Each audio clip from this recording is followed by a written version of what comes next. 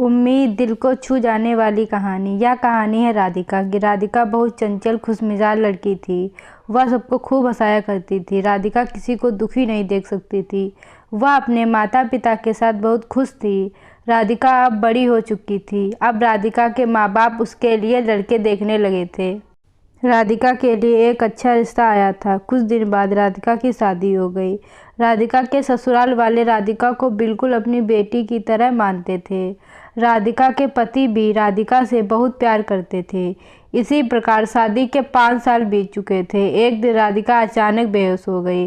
राधिका के ससुराल वाले बहुत परेशान हो गए कि राधिका अचानक बेहोश कैसे हो गई। फिर उन्होंने डॉक्टर को बुलवाया। डॉक्टर ने राधिका का चेकअप किया।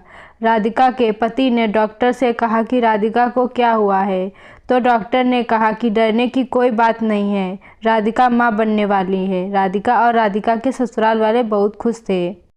इसी प्रकार महीने बीत गए। फिर डिलीवरी का वक्त आ गया। राधिका की अचानक बहुत तबीयत खराब हो गई।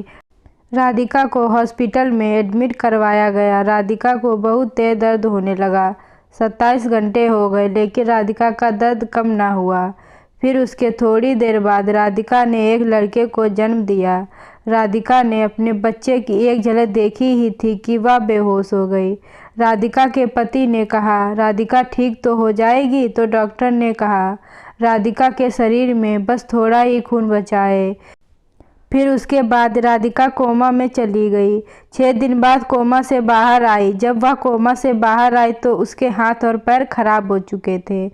जब उसने डॉक्टर से पूछा कि मेरे हाथ और पैर हिल क्यों नहीं रहे हैं, राधिका बहुत घबराने लगी।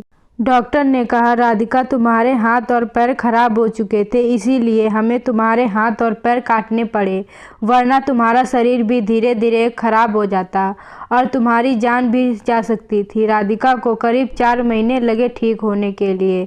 राधिका के हाथ पैर न होने के कारण राधिका अपने बच्चे को गोद नहीं ले सकती थी, पर लेकिन वह अपने बच्चे को देखकर ही खुश थी। कुछ दिन बाद राधिका ने हिम्मत कर अपने बच्चे को बाहों से गोद ले लिया।